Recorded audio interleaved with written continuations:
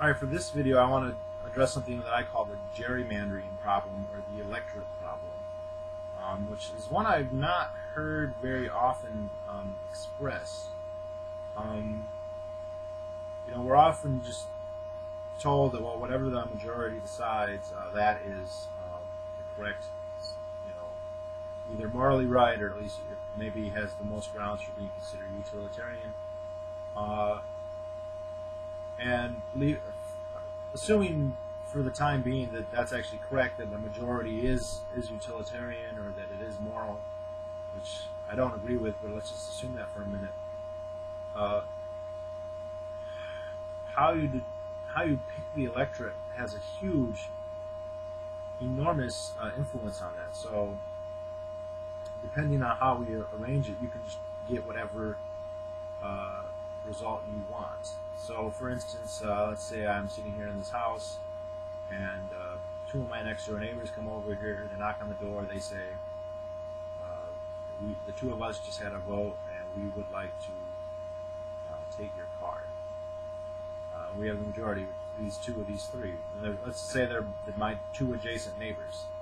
And I say, well, wait a second, I don't want you to take my car. And they say, well, it doesn't matter, we have two, you have one, democracy rules. And then I could just cross the street, and, talk to my 3 or 4 friends who live across the street and say, oh no, we've changed the vote now, and now it's 5 to your 2 or whatever. And they could say, well, wait a second, now if we get everybody on the street, so what's the logical answer here? I mean, where does this stop? How do you rationally decide, or morally decide what the electorate is and is not? And who decides it? And here's the thing: if your mantra is democracy, democracy, democracy, democracy can't decide this, because that's the very issue at hand. So let's say I go to my friends, my 5 friends, and so it's me and my 5 friends against the original 2 neighbors. So it's 5 on 2, or 5 against 2.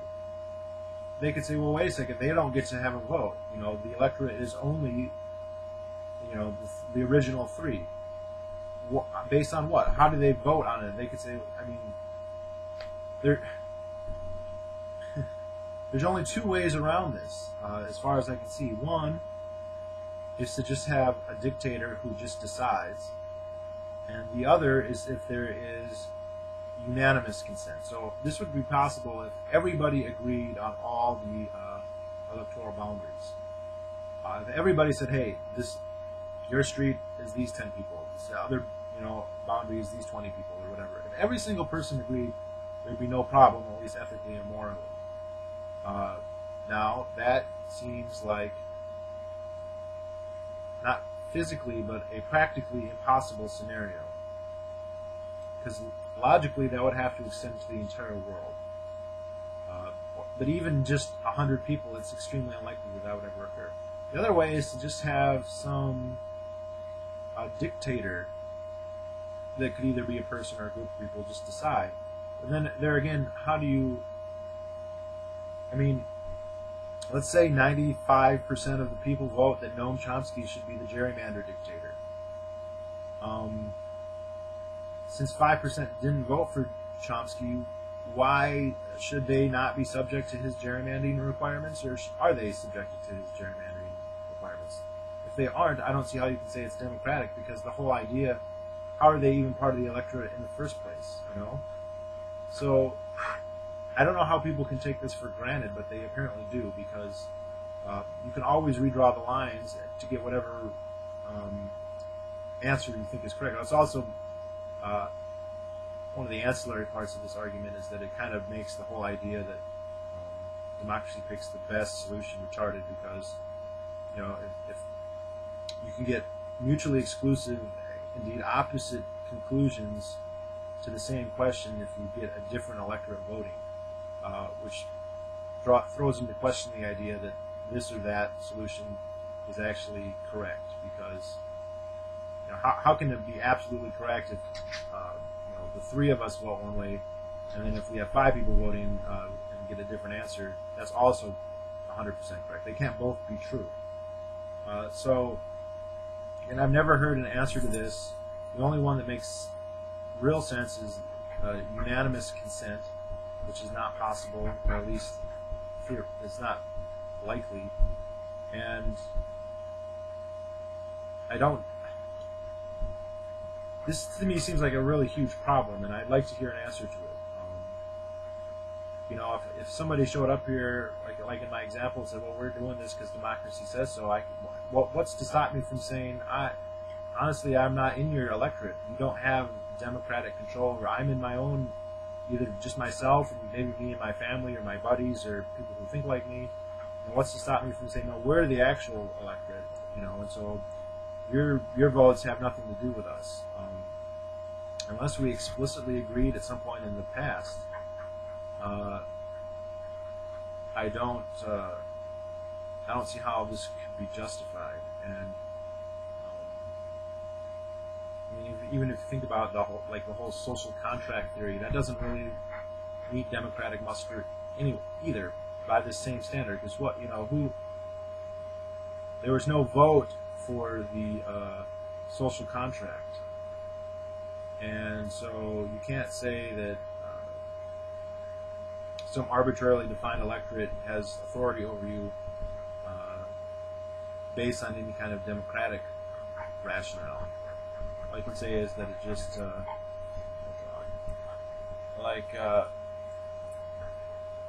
you're distracting me, dog.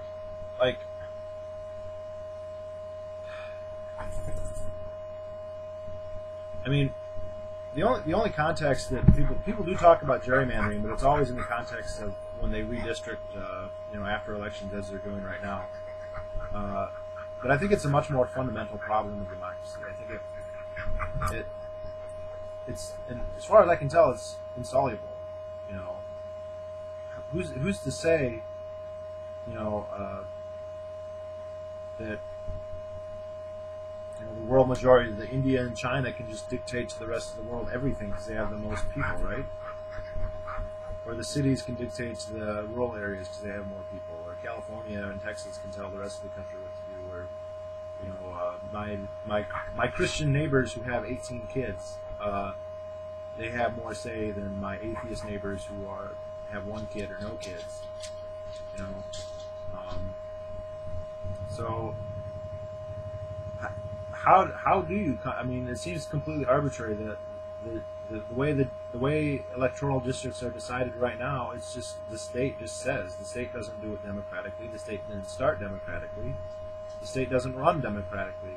It just says we're changing.